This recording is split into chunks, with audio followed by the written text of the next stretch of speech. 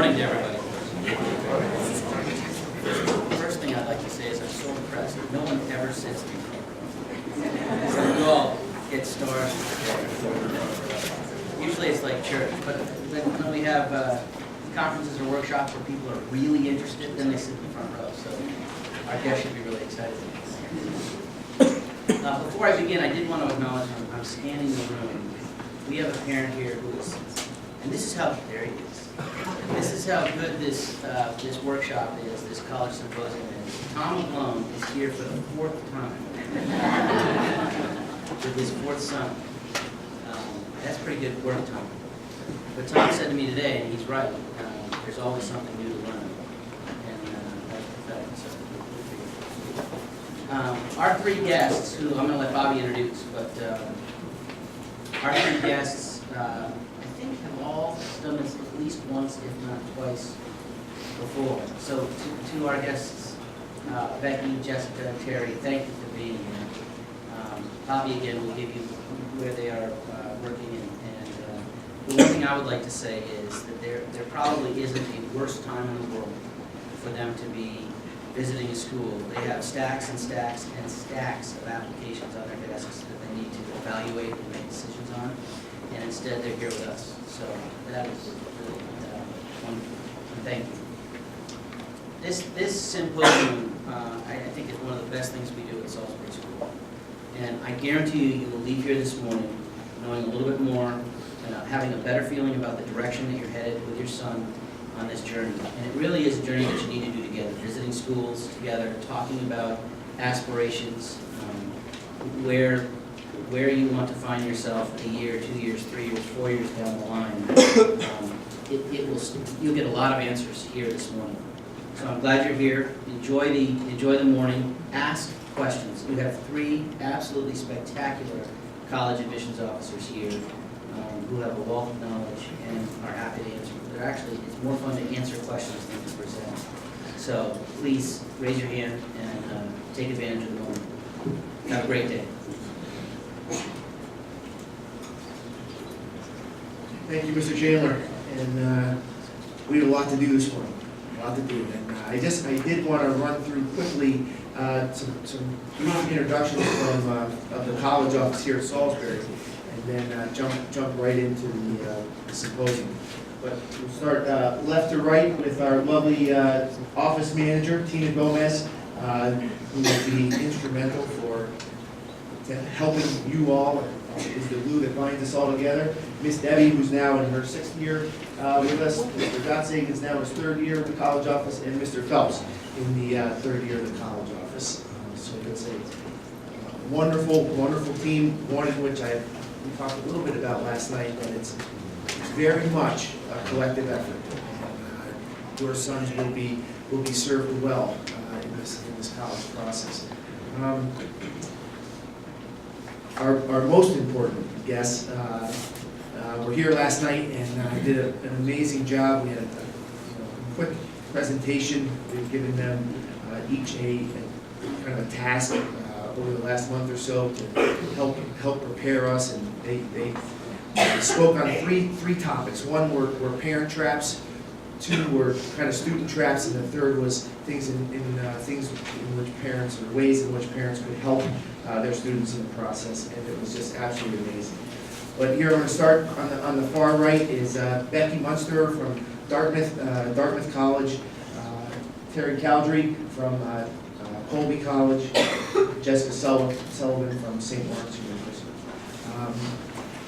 I cannot begin to tell you all how wonderful these 3 women are. When we started to put this together, and it started to look like it might happen, this is the dream team, and we are thrilled that they are here, and I can't thank them enough for taking the time out of their incredibly busy schedules to be with us. And thank you. We are in store for a treat. So thank you very much. All right, we'll get right to it. So, someone once told me that one of the best things you can do with good advice is to pass it on. And I've always felt that that was good advice. And one of the things that we've asked the panelists to do is kind of think about, you know, a pearl or two of wisdom that they could share with us all before we start this journey. And if Terry, if you wouldn't mind kicking us off here and maybe sharing a pearl or two. Thanks, Bobby. Mr. Chandler just talked about this as a journey that you boys and your parents will go on together. And you're incredibly lucky to be guided on that journey by the wonderful team in college counseling here at Salisbury. So I'm going to first describe a little bit what I think that team ought to look like and how that team ought to play, because I think that everyone in the room has been in different team settings. Teams in the office or the workplace for some of the parents, and whether it's athletic teams or in musical ensembles. And so, you know, different groups of people or different teams kind of work differently. And so one of there are all kinds of different metaphors that people in college admissions use. Some use the theater metaphor, which is remember that the student is the star of the show. And mom and dad, your roles are sort of stage manager, props, that kind of thing, but it isn't your show, it's the boys' show. Some people like the boating metaphor, where the boys are the captain of the ship and the parents are the crew. Having almost always, with a couple of exceptions, lived in northern climates, and for the time that I actually was at St. Lawrence University as well, working for a number of years, I always think to the north and think about curling. How many here know something about the sport of curling, or have ever seen curling on TV? It's in the Winter Olympics, catch it the next time around. Well, in curling, there is a person on the team that throws the stone, or doesn't really throw it, but kind of pushes it down the ice trying to get it into the circle. And then there are these other team members that have these brooms, and they desperately sweep the ice chips out of the way to make that stone go where it's going. Parents, you're the ones with the brooms. Boys, you're the ones throwing the stone. So whatever your metaphor, when you think about this journey, you have to think about what is your role in the journey, and make sure that you are authentic to that role, and that moms and dads, you don't try to take that starring role that the boys have, but boys, that you also don't abdicate that starring role, that you in fact take responsibility for your part. And the second thing I would just say, and it would be, for every person in this room, you can take heart, and for all of the boys in the room particularly, you can take heart that if you want to be enrolled in college the fall after you graduate from Salisbury, you will be. There are colleges for everybody. And so it's not about whether you're going to get to go to college, which is a wonderful opportunity itself. The unknowns right now are where that might be. But you will get to go to college. So I hope that will make you kind of go, okay, now I can kind of think about this in a little bit of a different way. So those are a couple of thoughts. Yes? We said this a little bit to the parents who were here last night. I think it's worth saying with our group of young men here as well, that you are, as Terry said, the leader of this process. And it's not your parents' job or your college counselor's job to get you into college. That is your job. So remember every moment, and this is the stressful part. Terry's a little more encouraging, and I'm like, remember every moment, I am watching you. But I think what we don't always think about, that we mentioned last night, was the little moments, the interactions that you have that you don't think we see. And by we, I mean college people at college fairs, receptionists in our offices, coaches, tour guides. Every single person is essentially evaluating you for your college experience. So even when you think someone's not looking, you're on a college campus, you're mad at your mom and dad. We talked about this last night. It was a long drive. You've been traveling with them for a week, going to every college you possibly can. There's nothing left to say to them. You still have to be nice to them when you get in the office, because they'll say, well, that man was very rude to his mother. He didn't even hold the door. And all of that plays into the admissions decisions that we make. And we'll talk a little bit more about how we evaluate and what we take into consideration. But think about all of those things. You will have lots of colleges come visit. in the fall, they'll schedule visits here and they'll sit with you at a table. And if they're like me, it'll be like 8:30 in the morning, and it's the last thing that you probably want to do. But if you can put your best foot forward, ask a question, do something, I will remember that in my college meetings, because I'm out here for you, and I'll say, he's the one that asked the great question, even though it was early in the morning. Those things do sit in our minds. So I always just say, think about all of your actions throughout this process, because they can come in play. And my little pill of wisdom, it's very brief, just be encouraging of each other. And I think, especially at a school like Salisbury, where you guys all know each other very well, and you have roommates who know more about you than perhaps anyone on the planet right now. And they might be able to think of a great essay topic, because you might want to talk about swimming, and there are 17,000 other people applying to Dartmouth talking about swimming in their essay. Your roommate might say, hey, you might want to talk about the fact that you have the tiniest sock drawer and what that means about you. And so be encouraging of each other, use each other, and celebrate this. Celebrate all of those accomplishments that you tell us in your resumes, because it's a big deal to be going through this college process, and you have a lot to be proud of. Thank you guys very much. It's some great advice. And it's hard not to sit here and not think about our current sixth form a little bit, and kind of what their journey has been like. And it's been, as I think, as Terry just alluded to, we've had a great run, and we've at this point we've had about just over 70% of our class apply to college and hear back, and we're hovering right around at 81% acceptance rate. And to Terry's point, one of the things that's interesting is we have admit letters from over 52 different colleges, and it kind of speaks to the number of great universities and colleges that are out there. And so I just wanted to kind of add that little bit before we head into the next piece. And what we've tried to do this morning is lay out kind of all the nuts and bolts of the process, and literally from the campus visit all the way through to interviews, writing essays, and our goal is that everyone leaves here with some real pearls, some real nuggets for each piece of the process. And one of the things we're going to do in the very near future, for some starting this afternoon and next week, is start to kind of work to develop a list of colleges.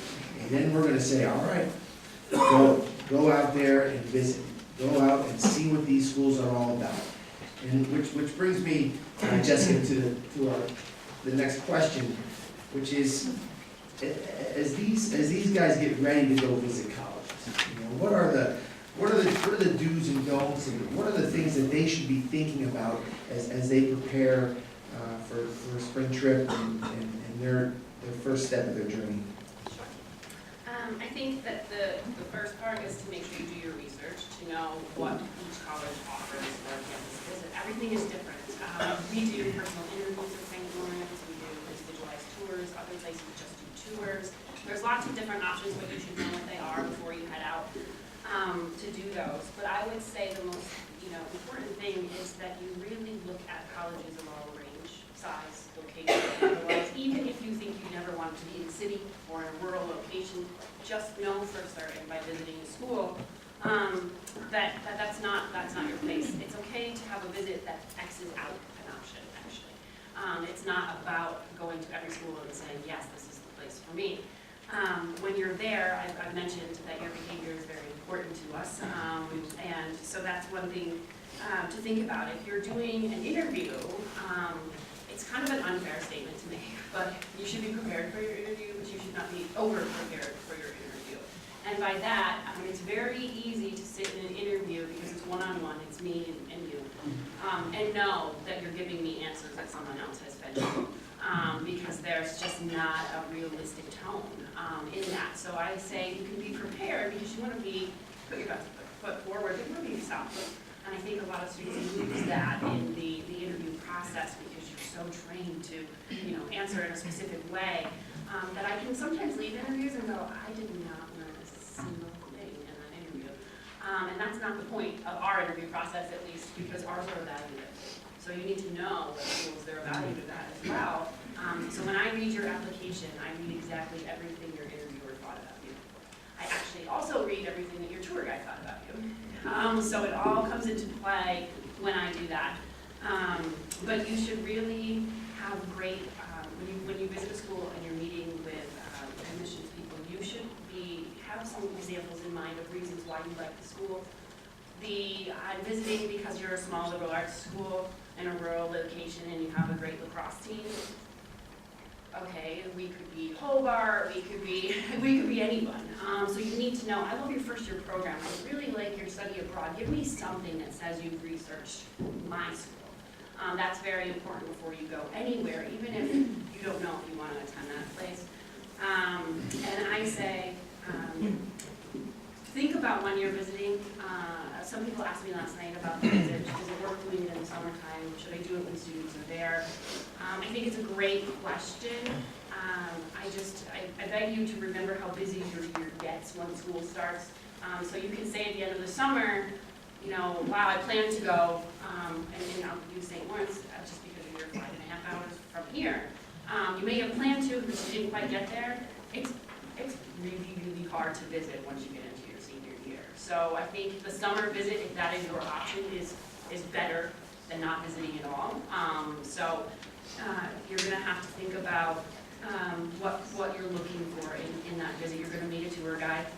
It's only one person, but you have to sit there and analyze the experience to know that you want to go back.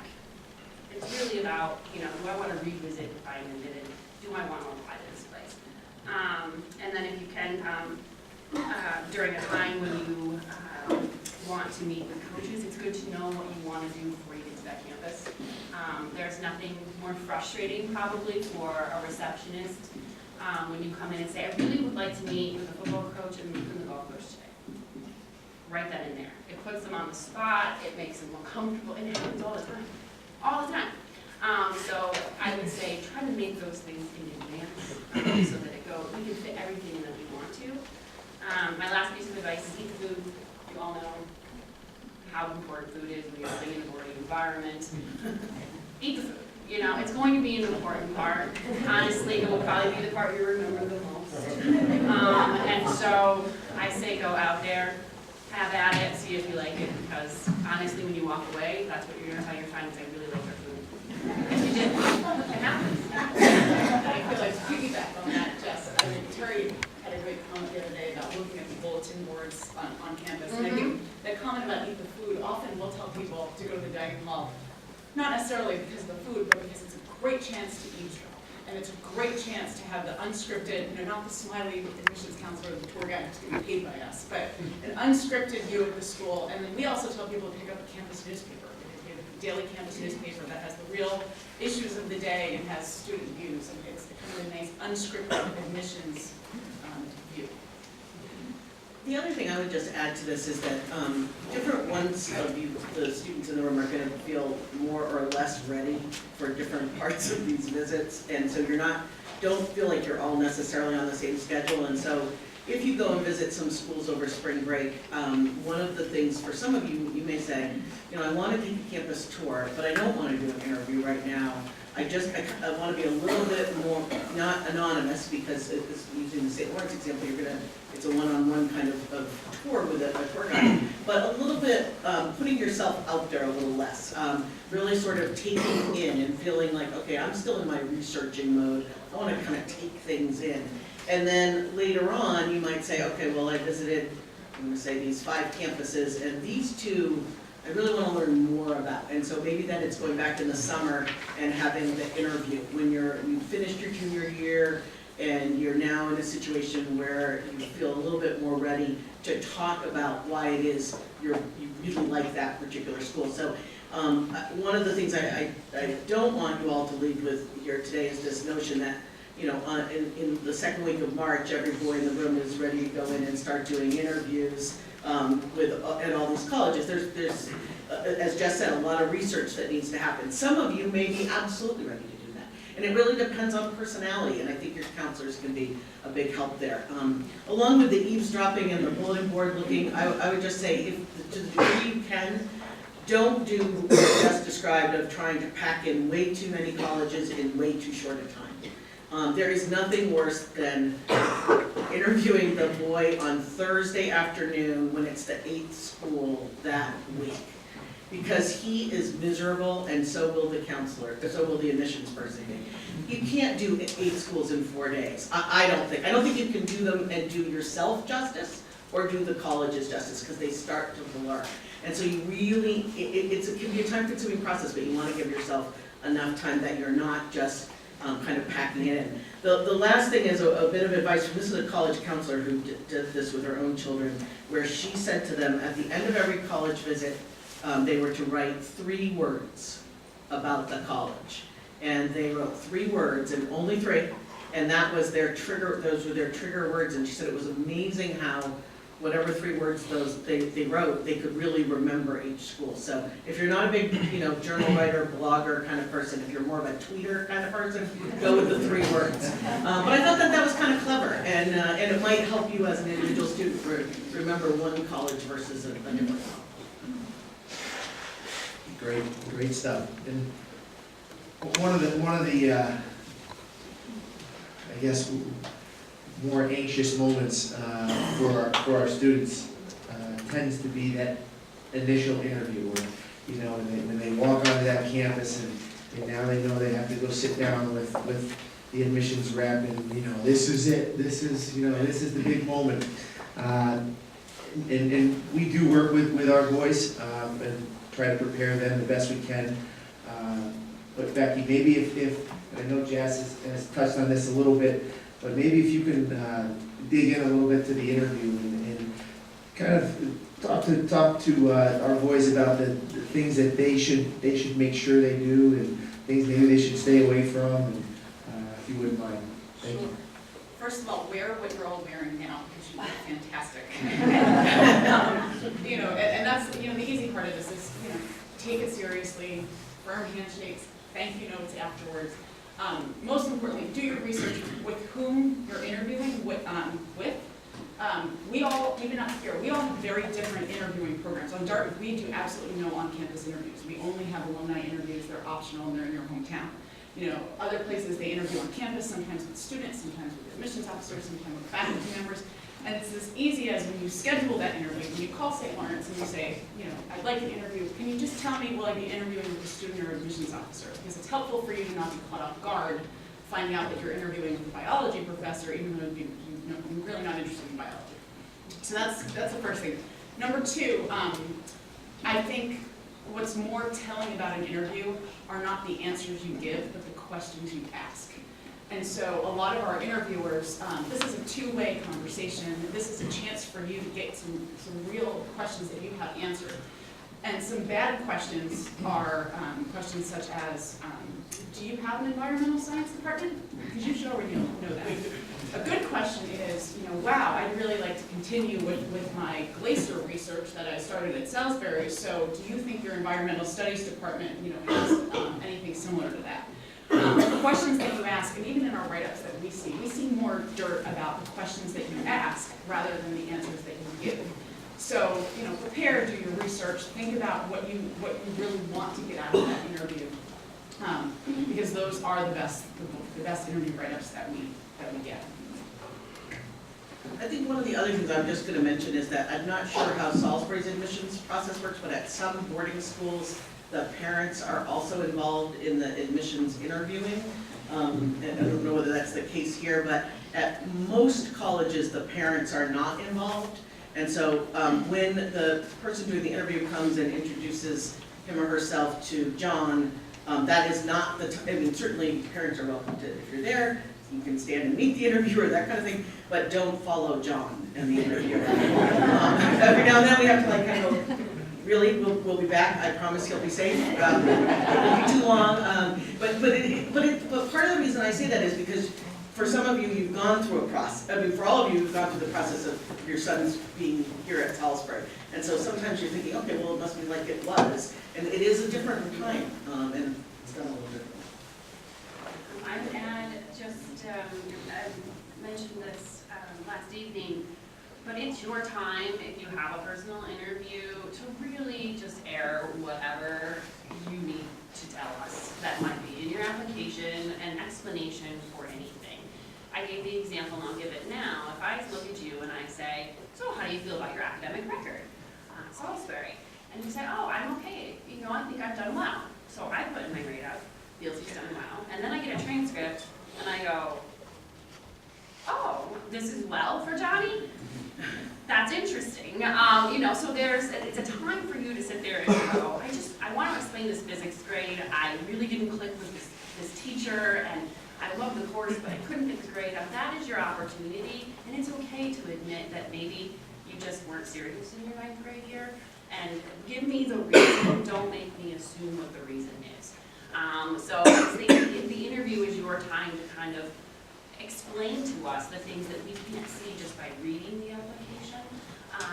And so I always say, just be honest in your interview. Because if I think anything's weird, I'll just call your counselor. And I'll say, I thought something was weird, maybe I should meet this student again. Something was off, I feel like there's something missing. We're usually pretty perceptive when it comes to that. And really, in the end, we do see the entire file. So if there's anything you haven't said, like maybe you changed schools, and you don't explain in the interview that you changed schools, and I just assumed in the interview you've been here all this time, and then I go, well, why did they talk about it? Did they get kicked out of the last school, or what is the reason? So that is your time to kind of own it. You don't have your parents own it for you, you own it. And for parents, at St. Lawrence, we do bring you in after we've interviewed the student. And I would just say on that side of things, it's really awkward when the parent comes in and the student all of a sudden is a different person. It is still their interview when you're in there. And it's very hard. I think one of the hard parts is when you say, well, did you mention this? Did you tell them you did this? Because they forget and they get nervous and then they're like, well, no. And then they feel like they've automatically done something wrong. Because they're just, it's nerve-wracking to sit in a room with someone who is evaluating you. And they may not have the numbers set that they say they want a subject word. But that will eventually come out. But don't put the pressure on them after they've interviewed because they feel like it's done, it's over, they can't change it. And that can change the whole tempo of the rest of the visit. If they walk out going, I just get that. I didn't say that on the science board, and now my chances of getting into St. Lawrence are shot. Not a good way to start. Terry, you just reminded me of an experience I had. 2 summers ago, I was visiting colleges with my niece, who's a senior, a rising senior. And we were sitting in an admissions lobby, and I can't believe I did this, but I'm sitting next to my niece, and the admissions counselor comes out, says, Alyssa, and I stood up. She looked at me, she said, you're Alyssa? I sat back down and said, listen, good luck. It's not easy. It's not easy. So a number of our boys have passions, and whether it's the arts, music, film, athletics, and one of the things that we consistently or constantly try to help our boys do is to articulate or demonstrate what those passions might be. And and as your experiences, Terry, and as you know, as you've kind of obviously read thousands of applications, what are the best ways in which our boys can articulate to colleges their passions? I think there are 2 or 3 things that come to mind. The first is that, as Jess has referred, your application is something that we're considered in its entirety. So it's the part that you as students put together for us, your information about your activities and interests, your essay, an interview if you have one. It's all of the documents that come in support of your application, letters of recommendation from your college counselor as well as from teachers, your transcript, your test scores, all of that kind of comes together. And I think that for some high school students, they think, well, this is all well and good, but this represents about sort of 75% of who I am. But I have these other talents or these other interests that aren't really addressed specifically in the application process. So I think that there are a couple of things you can do. Certainly one of the things that you can do is when you're doing things like scheduling campus visits, if you're a person who's a musician who very much wants to continue to be a musician in a sort of formal organizations in college, you might say, is there a chance that I could meet with the choral director while I'm visiting campus? Or can you give me an email address for the person who leads the jazz band? Because I have some questions for that person. So in those personal interactions, whether it's the scheduling the appointment or the campus visit, that's one time. Certainly, we talked last night with some of the parents who were here about, there's both, and we'll talk more today about the essay and the short answer question on the application. And for many of you boys, you might be talking about one of those, your passion in one of those. We encourage you not to talk about the same thing in both of those. But your essay might be about your reasons for choosing to come to Salisbury and all the things you've learned here.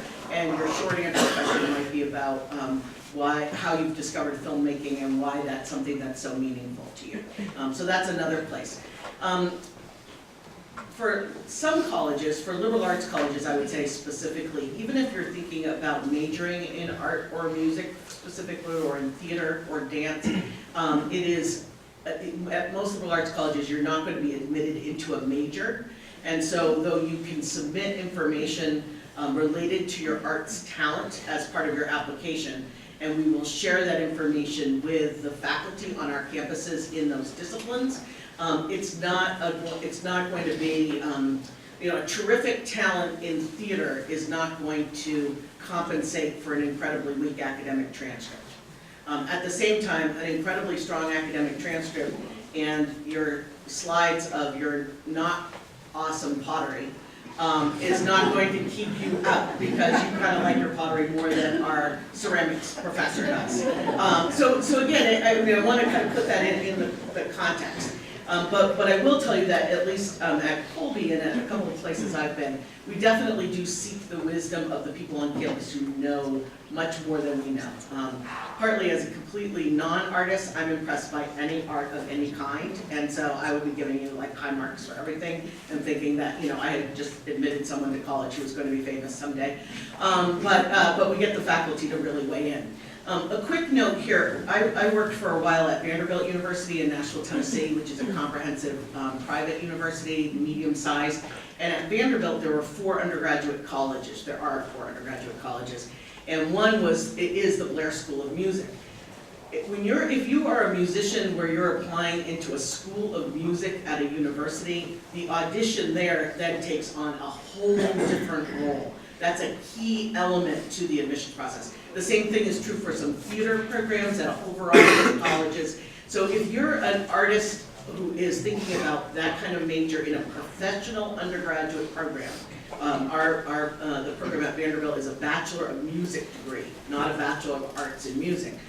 That music audition is a whole other element, and that will be something that your college counselor will help you with. But there's the difference between the passion that is an avocation of yours, an interest of yours in addition to others, versus the really, this is my focus and this is what I'm going to do. But that's how we do it at Colby. I'm not sure how others are doing it with. And beginning for your application process with the common application, which I don't know how familiar you are with it, but now it's 480 some schools that take the common application. The arts supplement will all be electronic through a program called Slide Room, which a lot of colleges use already, but it will be the official way next year that students using the common app submit any kind of arts thing. So it's all electronically done, no more big stacks of slides and things coming to us. Great, thank you. One of the big major themes or newer aspects to the college piece is this idea of demonstrated interest. And it's, as counselors, what we constantly are encouraging our and advisees to do is reach out to the college, visit the colleges. This is, I think it was last year, NACAC, which is our governing board, came out with a stat that said over 70% of colleges now use demonstrated interest in admissions decisions. You know, and some different varying degrees. Some it's a big deal, some it's not quite as big a deal. Jessica, if you were to try to explain from the college's perspective what exactly demonstrated interest is and how, or what are ways in which our students should be demonstrating interest, would be very helpful. I was thinking about this quite a bit because I was reading applications before I traveled here. And I was writing this term over and over again. Where's the demonstrated interest? So it does actually play into the evaluation process for a lot of schools, and St. Lawrence specifically. And demonstrated interest is really our way of knowing that you really want to go to work, that you are a serious applicant, because as you know, well, none of us up here have a 100% admit rate, so at some point we have to decide who shouldn't be admitted. And so one of the pieces, in many cases, there are tons of qualified applicants academically who could all be admitted and would be fine. So we have to sort that piece out, and I think part of that is this demonstrated interest component.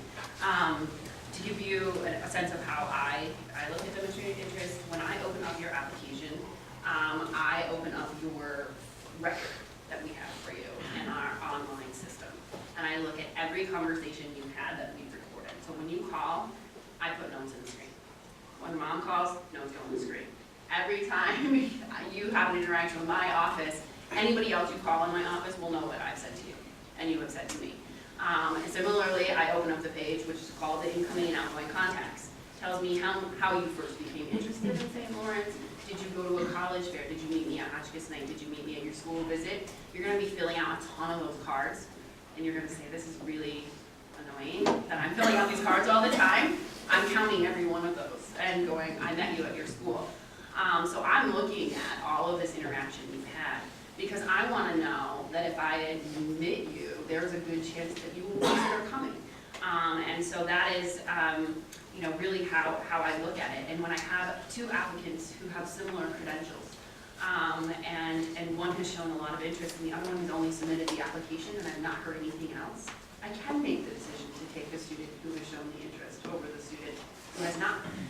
That is part of the selectivity process. We are able to do that, and I have done that. I'm also able to take a student who has a lower profile, who has more interest and more to offer, over a student with a higher academic profile who shows no interest. Because part of the demonstrated interest piece is if I'm going to take a chance on a kid, take a risk, say I want you at my school, I want to know you want it bad enough that you're going to work hard. And I think this piece is kind of what makes me feel that sense from you.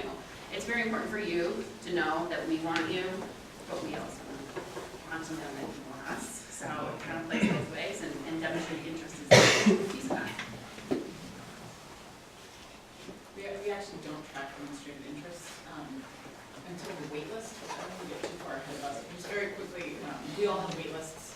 For Dartmouth and some of the other schools that don't track demonstrated interest, a lot of us still track demonstrated interest for the wait list, because at that point, we don't want to admit someone who's not meeting someone or offer. And so a nice follow-up letter in May that says, hey, you're still a #1 choice. I'm on your wait list. Look at all the great new things I'm doing. Can be really helpful. Otherwise, we don't track. Okay. Is there a way to get a sense of schools' philosophy or attitude toward demonstrated interest? If you ask, people are pretty honest. I mean, do you guys? Yeah. I think, I would say that too. I think, and I think that we're going to just take it a little bit of a different direction, and I would say that we're sort of somewhere in between these two, in terms of how we're using demonstrated interest at Colby. For us, it's about, is there a reasonable chance that this young person could have had some communication with us? Did we visit the school? Did we do the local college fair? Is this young person someone who's from, I'm going to say, from a school of great college counseling? Is this person someone who lives in New England? And those kinds of things to sort of say, okay, if there's a reasonable chance that this young person could have been in contact with us at some point, it's curious to us. I mean, nothing makes me more crazy than a student from Maine who hasn't visited our campus. Because it's just one of those things where you're, and now they probably have, but they haven't kind of done it with our office, which I would say is the other point of demonstrated interest. If you are on a campus in March over spring break, even if for whatever reason you decide you don't have time to maybe do the regular tour, you're gonna do walk around campus a little bit on your own, stop by the admissions office or shoot them an email afterward and say, I just wanted to let you know I had a chance to stop by, I enjoyed what I saw, and I'm interested in learning more about X college. Because now, that goes into our system to say, okay, this person didn't have an official visit, but they have at least seen the campus. They've made an effort in that way. And so we are always trying, I mean, we all are, I think, using the context of, we're not, if there's a college that one of you boys ends up being interested in that doesn't visit Salisbury and they visit other high schools, they're never gonna like ding you for having not gone to be the representative because you didn't have that chance. So again, part of it is we're always trying to look at the context. But I would say you can ask, is demonstrated interest something that that's going to be important in your particular process? Because I think that people will be pretty forthright. And I just wanted to add one thing. Demonstrated interest, when I say I'm here and you should be meeting with me, it's equal to me if you couldn't meet with me because you couldn't get out of your class, but you emailed me to tell me that. That is equal to me. That is fair game, and that is demonstrated interest. There was a student who is a senior here now, and he did this exact thing. I couldn't get out. I'm glad you came. Thank you for coming. Here's a question I would have asked you had I been able to get out of my class. So you can't just go to your teachers and say, I'm not going to get into this college, because your college counselor is crazy. If the teachers are saying all the kids are leaving classes to meet with these representatives, but if you do some sort of follow-up, that's very, very helpful in this process. And then actually that email gets copied into your application, and I see that when I look at your application as well.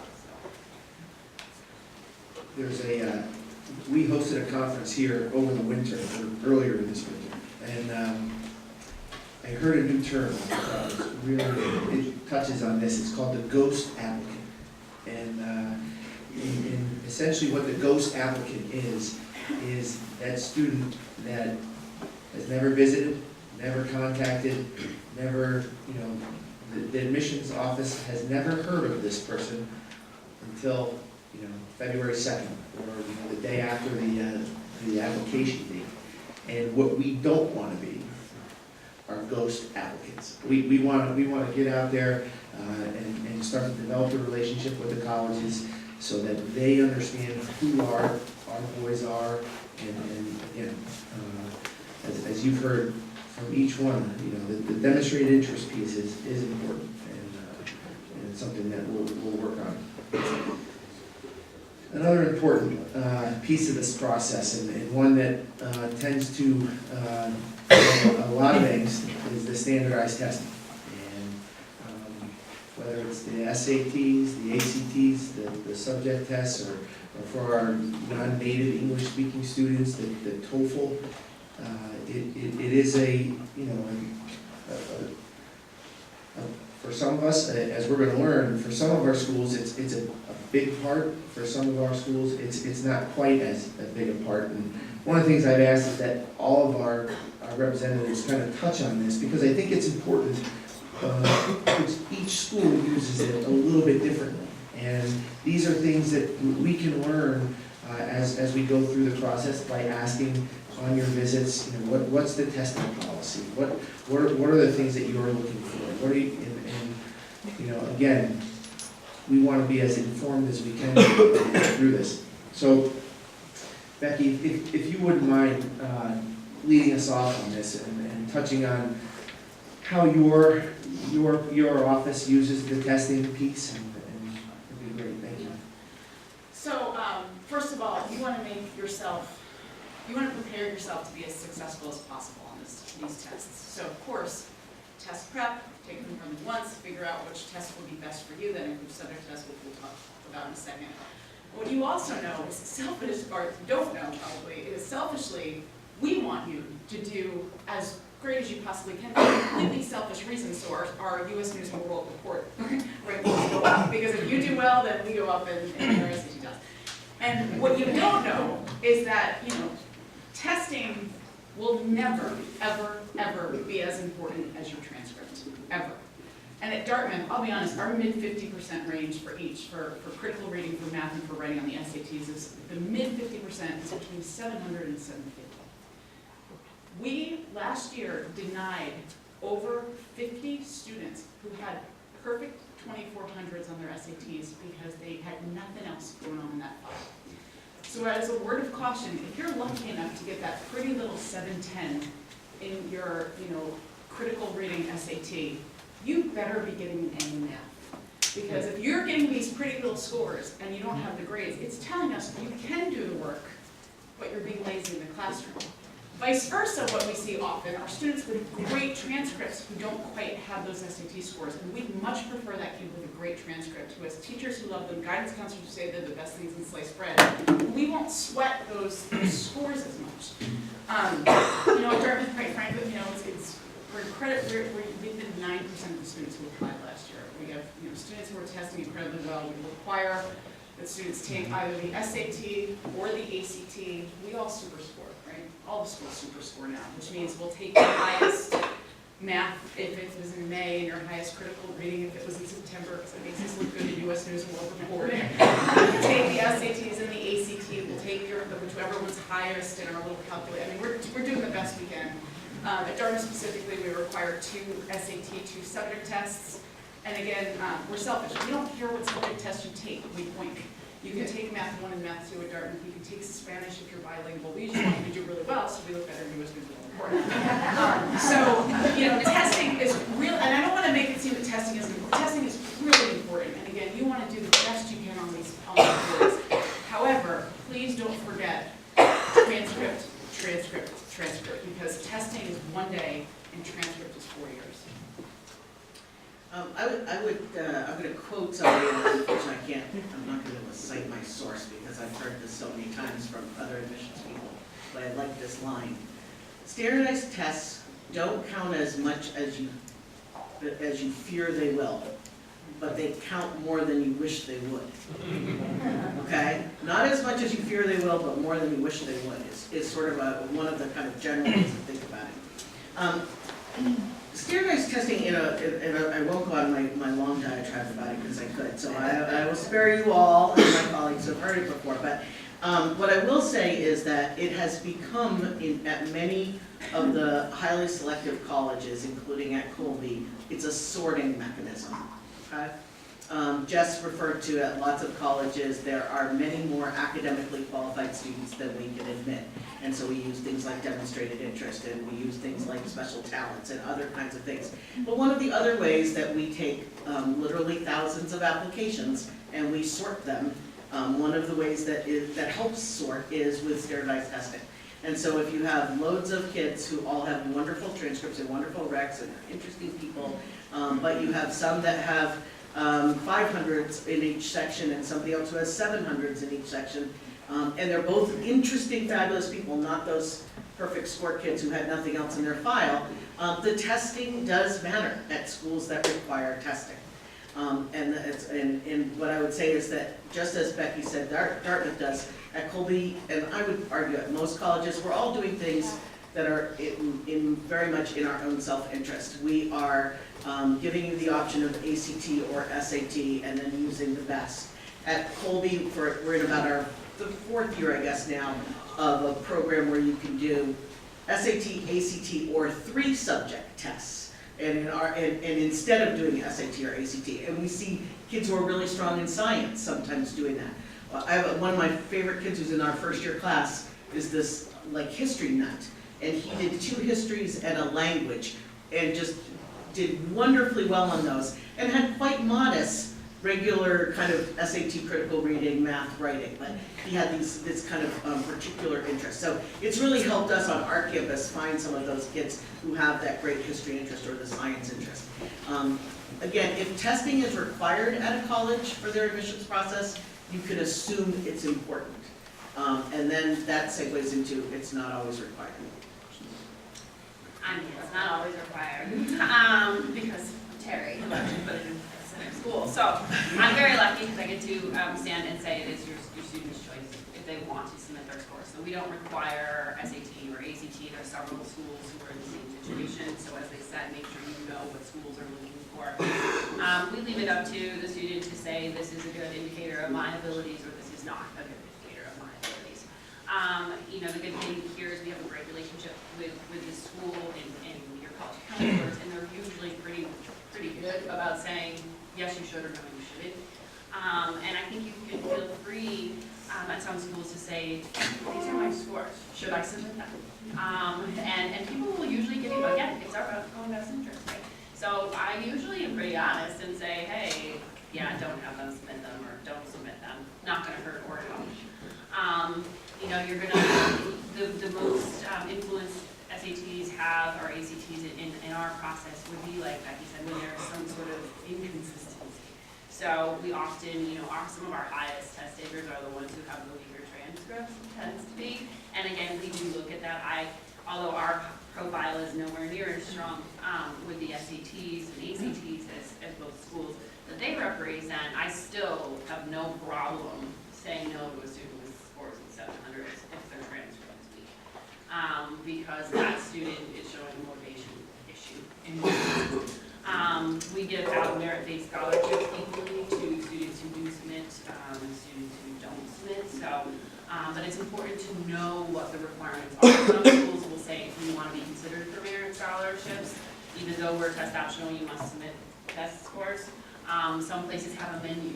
So if you don't submit SATs, you have to submit SAT 2s or so many AP scores. So it's really important for you to know. Because if that SAT report makes it to your application and you haven't said you don't want it considered, I look at it. If you forget to check the box on the supplement that says I don't want it, or you don't select any option and the score is there, I look at it. If not, I never will ever see your SAT scores because they get taken away before the file comes to me.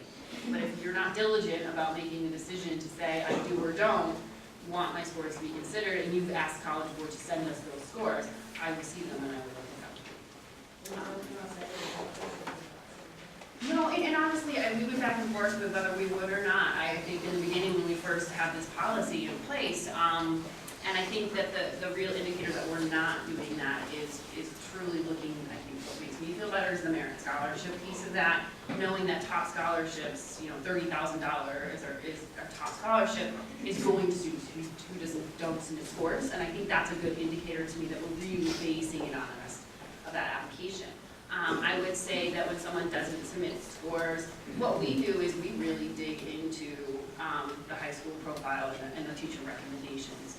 Those are pieces that kind of raise up, because we don't have that indicator, that one thing that says the student is different than this student. So if I'm reading 10 applications through Salisbury, those teacher recommendations become important because that's telling me about the academic side of that student in a classroom similar to somebody else who might be applying from the school.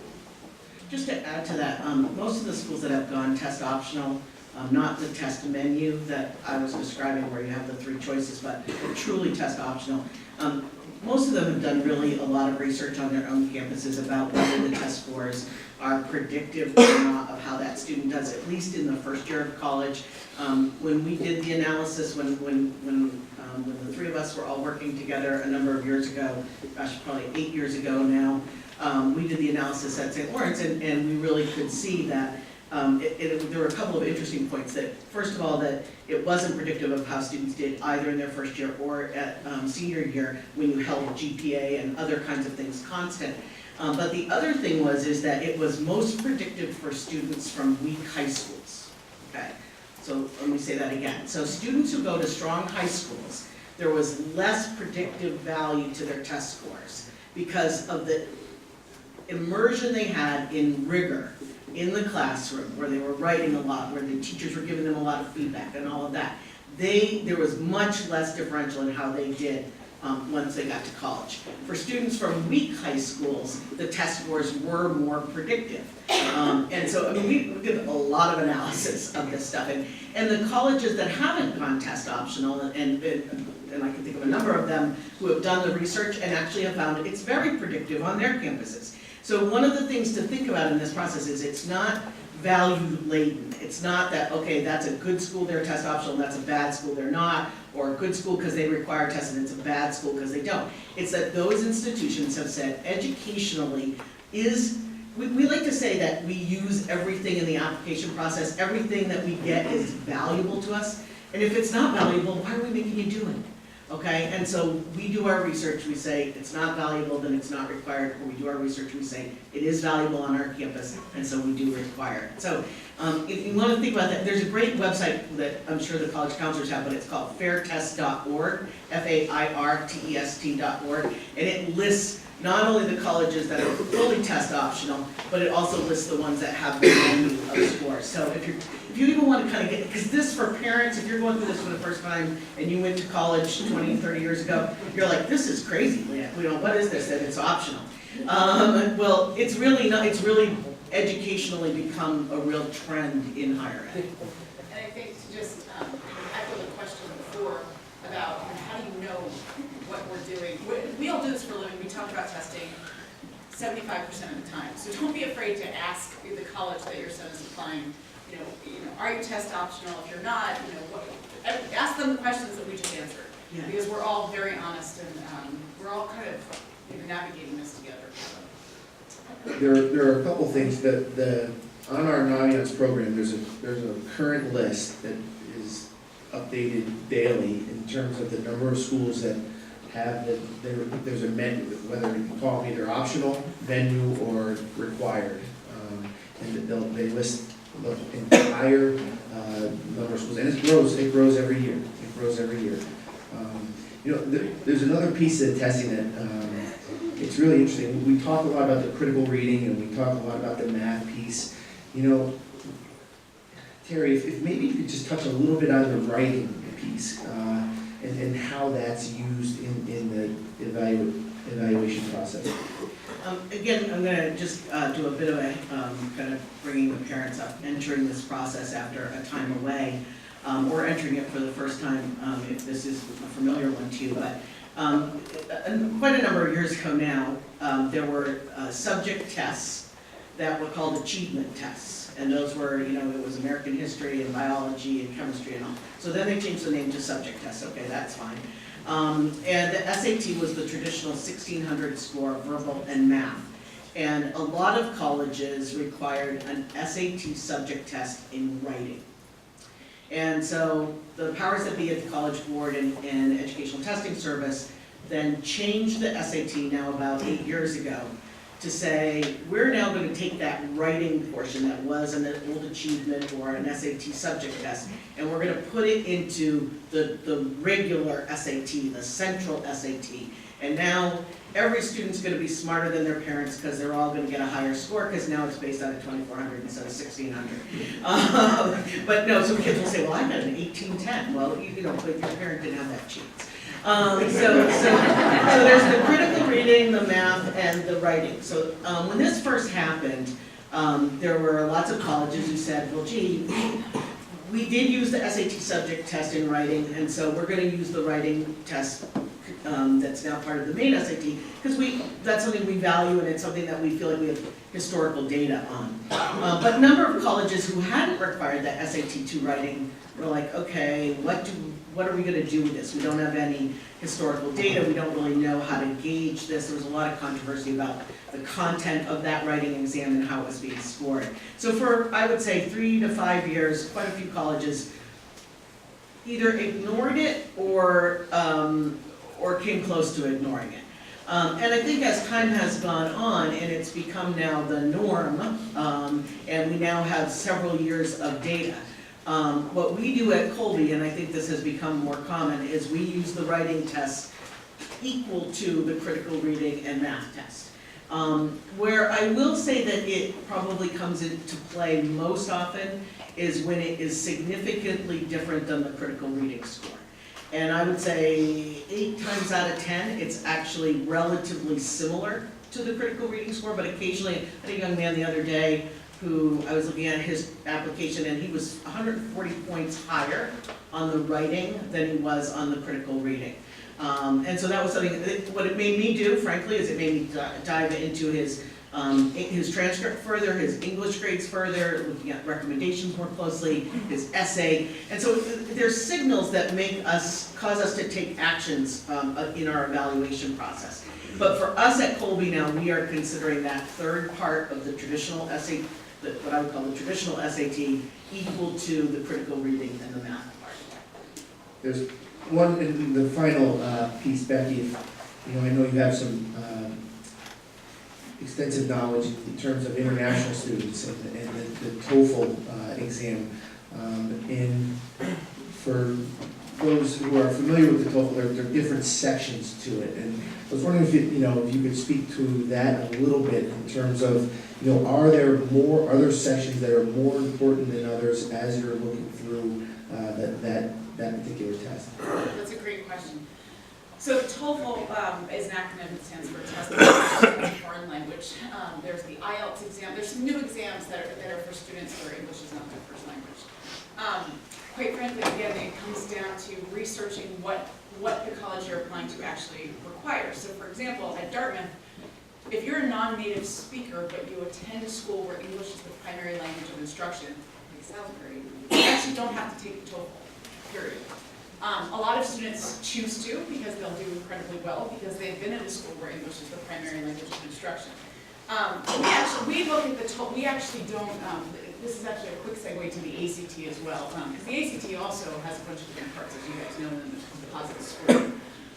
And different schools do things differently. We look at just the big TOEFL number, and we actually just look at the big composite ACT score. However, if we want to, as Terry just said, you kind of dissect and look for what you need to. So we can dive in and look at those ACT subscores. We can dive in and look at those TOEFL subscores. But for the most part, again, as Terry said before, even if you don't have a good TOEFL score, but you're going to Salisbury and your essay is really well written and you have a great English grade, we know you're going to be okay at Dartmouth. The TOEFL becomes a little bit more important for students who are living far away, who aren't in a place where English is the language of instruction. So it's this dissection, it's a ton of work. We do a ton of work, again, for you. And so we appreciate that you're doing a ton of work for us. Great. We are going to take about a 5-minute, no more than 5 minutes, boys, break. And when we come back, we're really going to dig into now some of the meat of it, the transcript, kind of the differences between regular decision, early action, rolling. And so we have a lot to get. So we're just going to open it up with Jessica for 1 second here. You have the mic. Thanks. One point that someone brought up, which was very good, about testing. I wanted to say, we both, or Becky, I think, mentioned it, and I mentioned it, talking about that difference between the low transcript and the high score being a concern for us. That in no way means that you should go into the SAT to get a lower score. It's a match. Because your best chance is going to be your high score with your weak transcript. But a lower score is, you might as well just forget it. So I just wanted to clarify, if you thought you needed to go in and slack off on that is not the case whatsoever. As Becky said, yes, you're always going to do your best on the test, regardless of where you're applying. All right. That's great. Thank you. Well, I think Becky was the first one, I think everyone said it, but I think Becky said it first, was that testing will never be as important as your transcript. And Terry, if you wouldn't mind kind of kicking us off on this one, in terms of our boys' transcripts, and, we all know they're important. I think one of the things that we keep pressing on our students is just how important they are, and it's not just your junior, senior year, but also the first few years. And if you wouldn't mind talking through the transcripts and how they're using the process, and any advice you could give our guys. Thank you. Sure. So college is a lot of things, but it is at its center school. And so what we are trying to do in the admissions process is make sure that the students who we admit to our various colleges are going to be prepared academically for the level of instruction that they're going to meet on our campus, okay? Because our goal for you as students is that you will be successful on our campuses. That you will earn good, that you'll work hard for sure, but that hard work will end up resulting in good grades, positive experience, intellectual growth, and good choices when you graduate from undergraduate school. So whether those choices are jobs or graduate school, whatever it might be. And so your transcript is the key in the application process to our evaluation of your readiness to take on the academic challenges on our particular campus. So when a college says to you, for example, we expect you to have taken a minimum of 4 years of English and 4 years of mathematics and 3 years of foreign language and 3 years of lab science, we're not doing it sort of in an arbitrary way. We're doing it because we believe that those kinds of courses at the high school level will prepare you for those kinds of courses at the college level. And in many cases, Colby being one of them, we have what we call distribution requirements or general education requirements that regardless of what you choose to major in, whether it's psychology or classics or chemistry or music, everyone still has to fulfill a foreign language requirement, a science requirement, a quantitative reasoning requirement. And so in order for you to be able to come in and successfully do all of that, you need the foundation. So that's the first reason why the transcript's important. The second reason why the transcript is important is because at a selective college, which we all represent, we have more qualified students than we can possibly admit. And we see our process as extending an invitation to you to become a member of our academic community. And so we want to extend that invitation to people who we think are going to take that seriously. Where we think that they have the ambition academically. Maybe you haven't been the very best history student in the world, but maybe you still love what you're studying in history. So maybe it doesn't come easily to you, but you love what you're doing. And we can see that because of the courses that you've chosen when you do have some room for electives. So we're always trying to see not only how you have done, are you prepared, but are you somebody who really gets kind of jazzed about what you're doing in some of your classes academically. We consider, and I think this may be true for most colleges, certainly, your grades from 9th grade through your senior year, or if you pursue one, a postgraduate year. If you are a student who did a repeat year when you came to Salisbury, so say you were at maybe a school in your home area in 9th and 10th, and you came in as a repeat sophomore, then we're going to look at all 5 of those years of what you've taken for courses, the grades you've earned, and so we're looking at the kinds of classes, subjects that you've taken, the challenge of those classes, and then we're looking at your grades. The most important grades are your senior year fall, initially, because we'll have those as we're reviewing applications. And then junior year, and then sophomore year, and then 9th grade. Which is not to say that 9th grade's not important, but it's the closest to college that's of greatest importance. We do know that some of you, if you haven't been at Salisbury throughout your high school career, sometimes there's a bit of a hiccup when you come from one school to Salisbury. Particularly we see that often in, well, we can see it in different kinds of areas, but I've seen it most frequently in math and foreign language, where the sequencing of what you were in your former school doesn't exactly line up with the sequencing here. And so we understand that.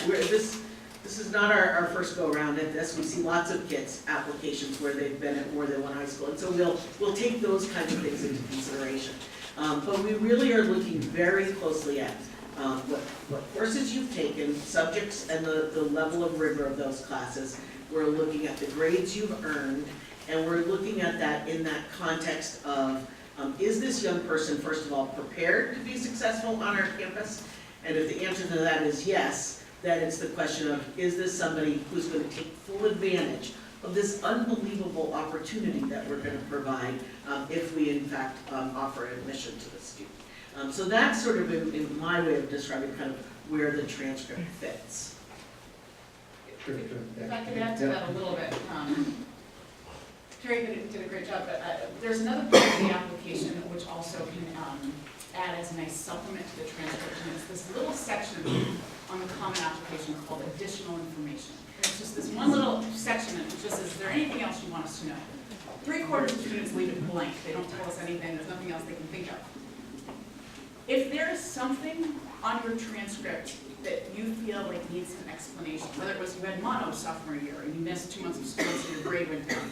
We had a great student last year, well, I think he's from Connecticut actually, not this school, who said, it was a girl, and she said, I had Mrs. Pennypacker for calculus. And what you need to know is Mrs. Pennypacker hasn't given an A in 45 years. And she was right. We called the guidance counselor. Mrs. Pennypacker, the highest grade Mrs. Pennypacker gave us B-. And at first we kind of rolled our eyes and we're like, all right, brown noser girl. But it's true. I mean, it was helpful. And so, if there's anything that you feel like you don't want us making an assumption about, that additional information section is a great spot for you to just get ahead of it.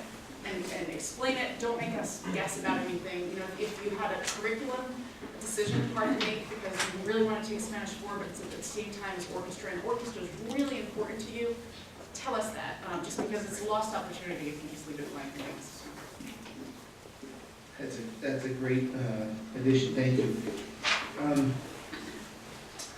One of the things that's going to happen shortly is we are going to send your sons out in search of teachers to write recommendations. And one of the things that we have found over the last few years is it's better for us as a school and for our your sons, our sons too, to get the recommendations. We try to get them done in the spring. One, it gives the faculty a little more time to write thoughtful letters. And two, it eases some of the pressure come the fall. So we have a lot of this nuts and bolts stuff we hope to get taken care of before we start that senior year. And Jessica, obviously these are used in various ways throughout the process. And I wonder if you wouldn't mind sharing with our parents and students how they're used, how you all use the letters of recommendation. And, if you wouldn't mind, and I know we touched on this a little bit last night, some to the extent of which outside letters of recommendation may be helpful, would be great. Thank you. The recommendations actually do play a pretty significant role in the review, or my review of your application from here. You are attending a small boarding school. Faculty who know you very well, so I actually expect more from your letters here. And I expect that your teachers are going to be able to tell me something about you as a student and as a person in this community. So I think the weight of the letters from here, it's higher weight that I put on those that I might at a large public school. So there is a little bit additional pressure in that case. But that's because you get to know them so well. And oftentimes, your teachers are your best advocates in this process. I was talking to someone last night explaining that sometimes the most helpful letter of recommendation I can receive is from a class that you love, but you may not be doing as well in, but the teacher knows you love that class.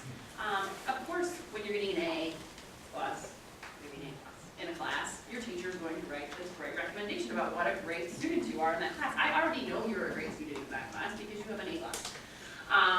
But you might be an easy A+, and all that person can say is you do your homework and you get the material. But that's not giving me anything extra. The recommendations I find helpful are those that say, you know what, I have given the student, they work their way up to a B+, most dedicated student, leads the class discussion, makes it a better experience for the rest of the classmates. Those sorts of things tell me a little bit more about you as a student. So it's a supplement to what we see on the transcript, but it's also a personal glimpse of what you're like in the classroom. Because I want to say, when I admit a student, I want to look at it and say, this is a student the faculty members are really like. The bad is if I say this student is going to annoy the faculty members, based on this letter of recommendation. And sometimes it comes across, if your teachers can't say anything about you, other than you do your homework and you go to class, that's not helpful, to me, in the process. So I'm really looking for kind of some personal information about you, because we all accept you, as Terry said, into our community, and teachers are really the ones who see you, especially here in the hallways, how you interact with their children. They envision you dating their daughters. I mean, they do all of this stuff.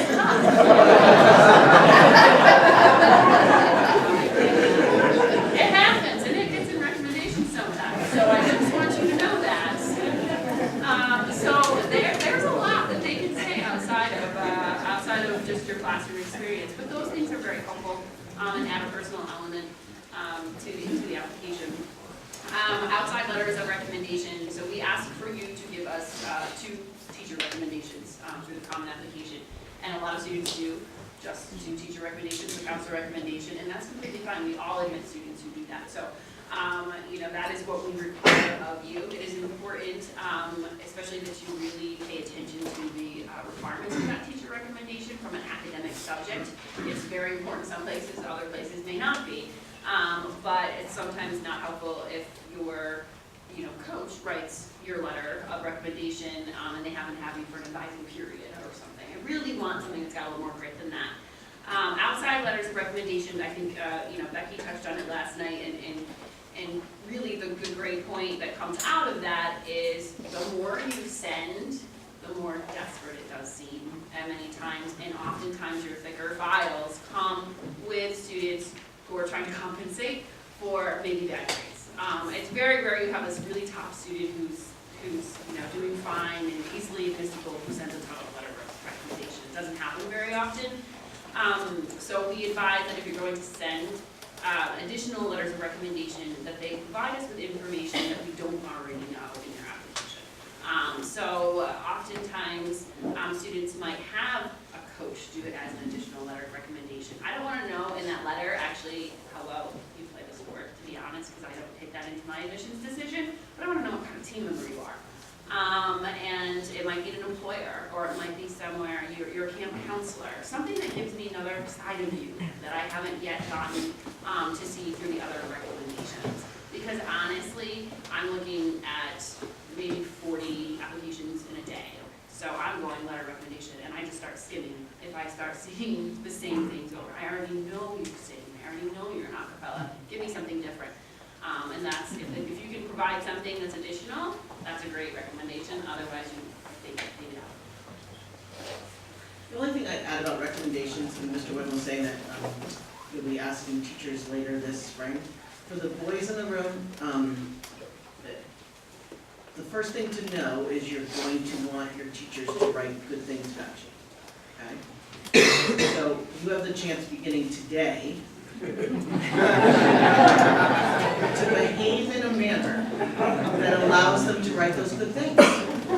And it is, sort of tongue-in-cheek that I say that, but it isn't entirely in terms of when you think about, okay, how is it that I interact in class, and am I kind of the complainer guy, or am I the person that that does kind of say, hey, I saw on the news that something that relates to what it was we were talking about, or are you the person that helps the person that's having a hard time in the lab, or whatever it is. I mean, you want to be yourself. I'm not saying you just suddenly become this different person, but you do want to think about the fact that these people, your teachers, are providing you a service in advocating for you in the college process. And you want to make it as easy as possible for them to say good things.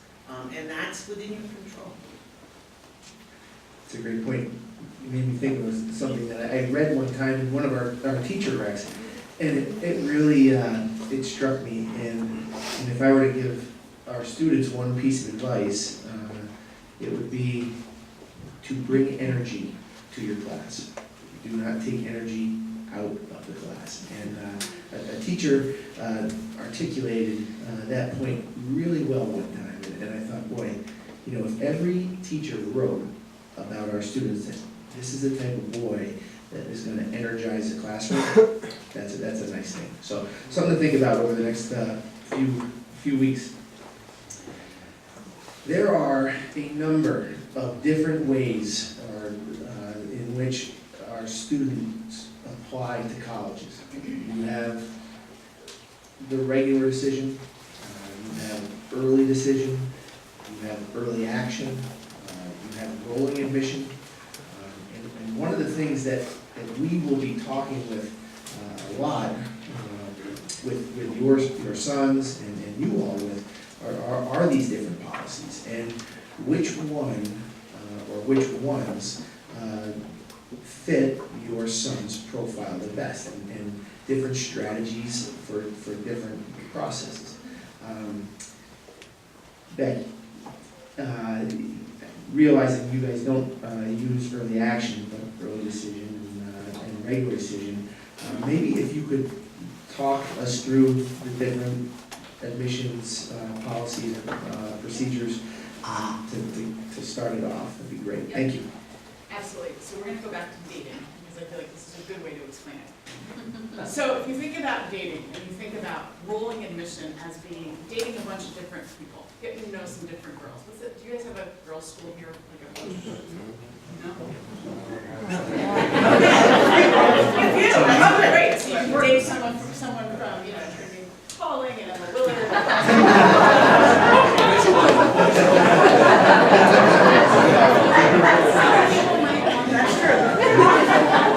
That's right. We're not judging. Either way. So you're dating whoever you want to date from those different schools. And that's rolling. And it's, we'll talk about rolling in a little while. It's a little bit different than the actual early programs. Then we have early action and early decision, and they're very confusing. And if you think about early action, it's like an engagement. You're committing to one person, but you can still run away before you walk down that aisle. Early decision is a marriage. If you're in, you're in. And so early decision is a binding commitment. So Dartmouth has an early decision program. If you've had a Dartmouth early decision, you're ours if we admit you. And if you decide to go elsewhere, we have the right to call Terry and say, hey, Terry, we admitted him under our early program. Too bad he changed his mind, now wants to go to Colby. At which point I would say he can't come to Colby. Right. Because he's already violated our trust by backing out of a commitment he's made to Dartmouth. Right, so we all take this very seriously. We're very collegial about that program. Early action is not binding. So if you are admitted under an early action program, you don't have to go to that school. And so this is very confusing. There's early, we'll all talk about there's early decision 1 and 2 and all these different programs we'll dabble in a little bit here today. But the best advice I have is to really, your counselors know this stuff inside and out, and really ask questions, again, back to your point about being as transparent as possible, ask the school. And then the early programs are really getting a lot of attention these days, and that's because we're seeing more students apply early, pretty much across the board. At Dartmouth, we took about, every year it's a little different, we take about 35 to 40% of our class in early decision. That can be highly misleading though because of something called the Ivy League athletic recruitment slots, where a lot of those students are identified early, many of them come in early, and so they make our admit percentage. Just as an example, for early decision, we have a 22% admit rate this year. However, if you take out the recruited athletes, it was a 10% admit rate, which is 1% higher than the 9% overall. So what that tells you is that it is a brownie point to apply to Dartmouth early decision, but it's not that 22% huge brownie point that some people might think if they crunch the numbers in their heads. And so we're transparent with this. We'll sit you down and say, yes, it is a brownie point to apply to Dartmouth early decision. If you love us, we love you more. And quite frankly, most students who have early programs have the option of also deferring students. And so if you apply to Dartmouth or other schools and you get deferred, you're already our favorite because we're rooting for you in that deferred process because we know that we're probably going to yield you. We recognize we're comfortable with your file, we know the strengths, we know the weaknesses. Oftentimes we defer you because we want to see further grades their senior year. Which brings me to one last point, is that these early programs are a choice. And for some students, they're not the best choice. Particularly for students where, if you just transferred to Salisbury and maybe your transcript had a few blips along the way, but now you're hitting the ground running, you're really going to want us to see your senior first term grades. because that'll help you be a better candidate than us looking at kind of a transcript for the first 3 years. And so those kids, strategically, it's a better fit to apply regular decision than to apply early with a candidacy that isn't at its prime. You want to talk about your I'll talk a little bit about a little bit to follow up on this about the early decision 1 and 2. At Colby, similar to Dartmouth, we have early decision and regular decision. We don't have an early action program. And again, very similar in terms of it is the case where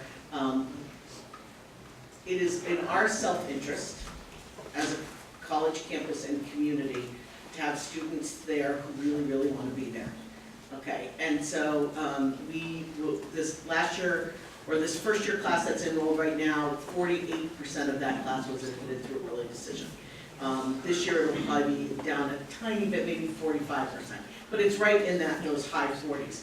And part of it is, in my, as the dean of admissions, one of the things that I say is, we have these great kids who apply early, they really want to be here, they are a great match, why not take them?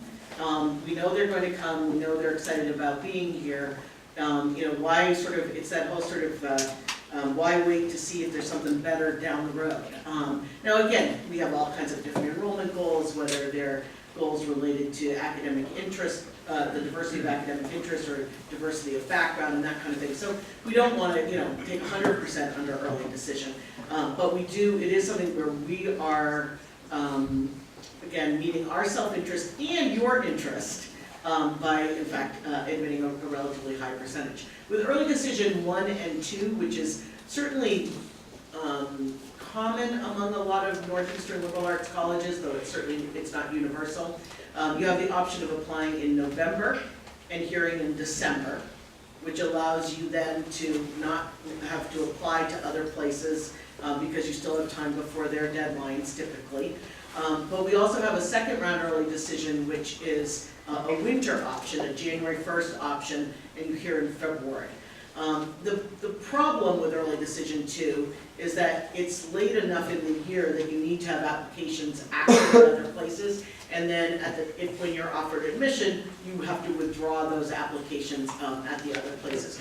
But it can be very helpful using the example that Becky had just mentioned, where the senior year is really a key year, or maybe you're not finishing your testing until December, and so doing a November deadline is hard. We also see, frankly, at Colby, a lot of our fall sport athletes, kids who are in fall sports in high school, and obviously you guys are I realize they're in sports sort of throughout the year, but if they want to play the sport at Colby, they often don't visit or do a revisit until like December.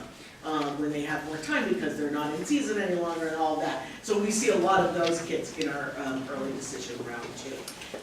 But the big thing I would say too about early decision is if a college emerges as your first choice, if one really comes up that it's head and shoulders above the others, then early decision is something to talk to your counselor about.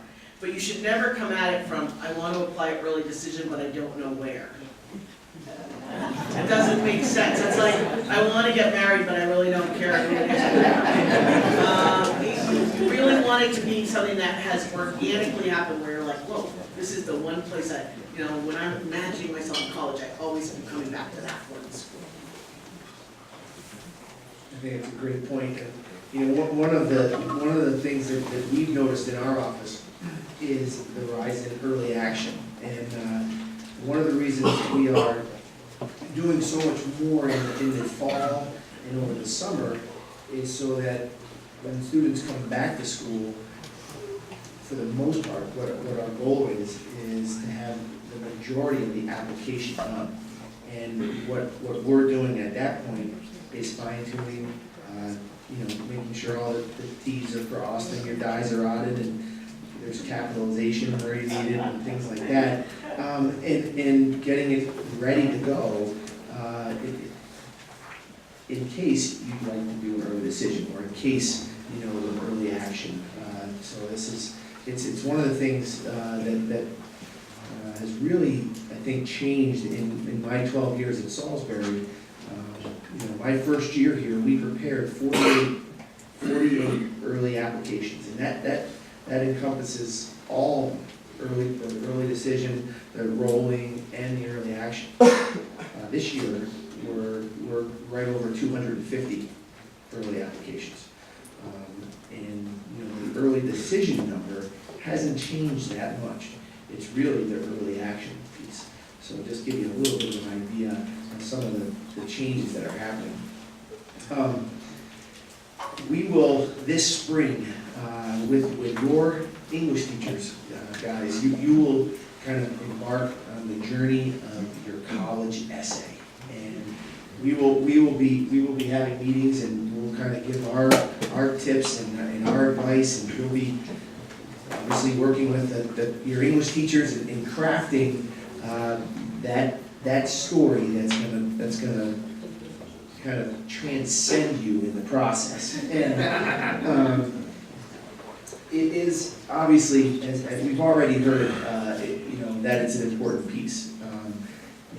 If Terry, you wouldn't mind kicking us off, and just some of the tips in over your experience in terms of the good essays, bad essays, importance of things of that nature would be great. Thank you. So, several years ago, I was saying earlier, several years ago, that the testing changed, and I'll never forget that year, and the kids who had to be the first ones to take the 3-part SAT, and they were not happy. And they were really unhappy about the, kind of accident of their birth of that particular year, because they were the ones that were punished. Well, guys, as juniors, one of the big changes that's happening with the college essay, with the common application, and it will be announced specifically in March, is that common application will have different essay options than currently exist. And so we're currently, one of the options is write about anything you'd like to write about. That option is being removed. And there will be, I think, 3 choices. I don't know what those choices are yet, but it will be announced in March, and so that'll be an important thing, because, now I will tell you, I think most kids would say that they didn't actually really like the wide open option. They would rather respond to a question, and the questions will still be very open-ended. But let me tell you a little bit about that. So I have a niece who's a sophomore in college. I have several nieces who have had the grand pleasure of going through the college process with me as their aunt. And the one who's a sophomore in college, the summer before her senior year, we were on vacation together and in August, and she was moaning and groaning, and I said, "What's the matter?" And she said, "I only have a couple more months for something significant to happen." And she said, "Because I have to write about something significant, a significant event in my life for my college essay, and nothing significant has happened to me." And so, in as much as she can be a little bit dramatic, she really was feeling, she's a really good student, she's a great kid, and she was really feeling this pressure of like this transcendent college essay. Like, what topic can possibly be important enough for this? And I told her then, and I'm here to tell you today, that whatever the prompts are, it is not, the word significant, as an example, if one of the prompts, which I wouldn't be surprised if one of them is, talk about a person who had a significant influence on your life and what that influence is. That might be somebody in your immediate family. It might be a teacher or a coach. It might be somebody famous who you admire.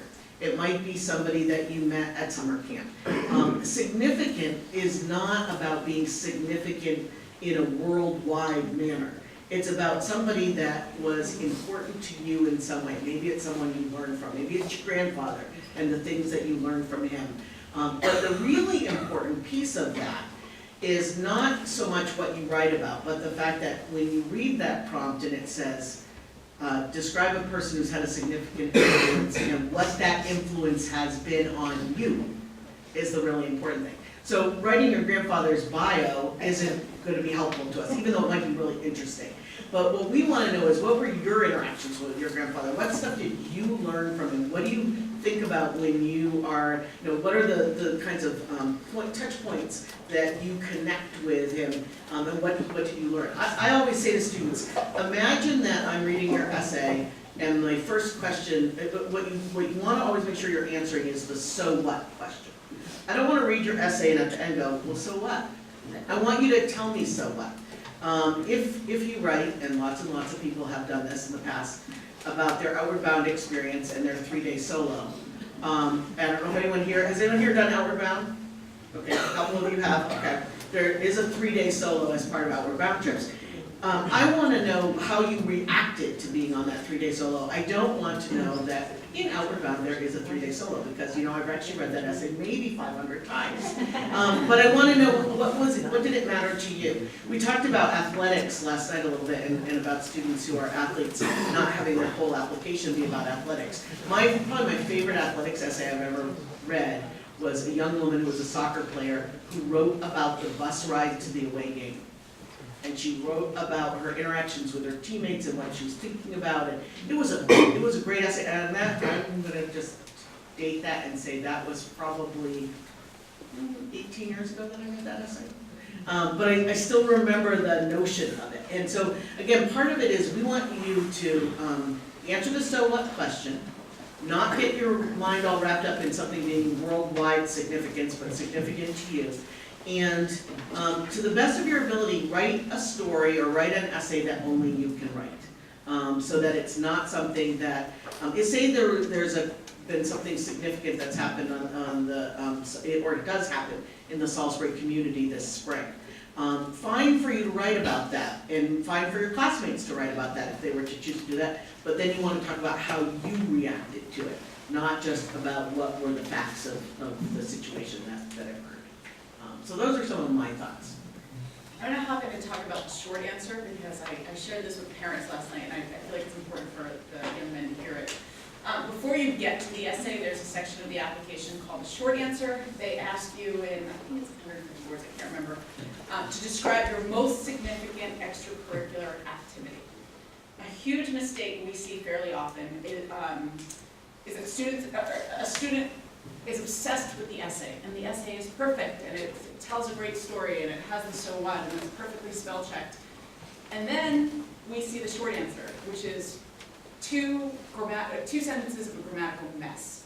Usually about the same topic, like why debate changed my life, and then debate is my most important extracurricular.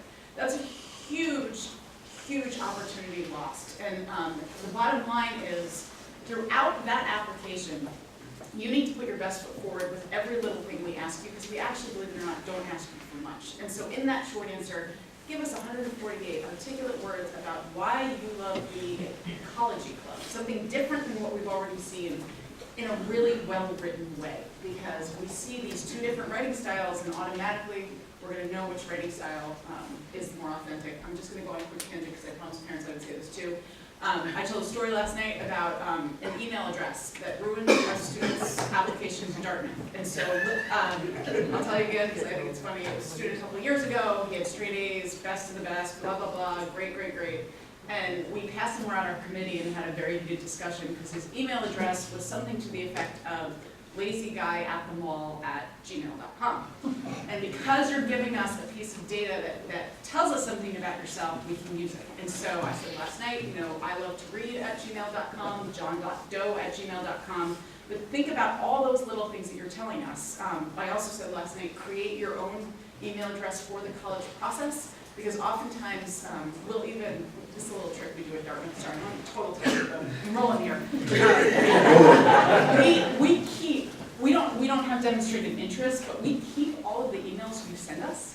So oftentimes your email address in your application will be john.doe@gmail.com, but the email that you're emailing to us from that you forget, I love to hang out in my dorm and do nothing @gmail.com, it's entered into that application, and we'll see your writing style in those emails as well.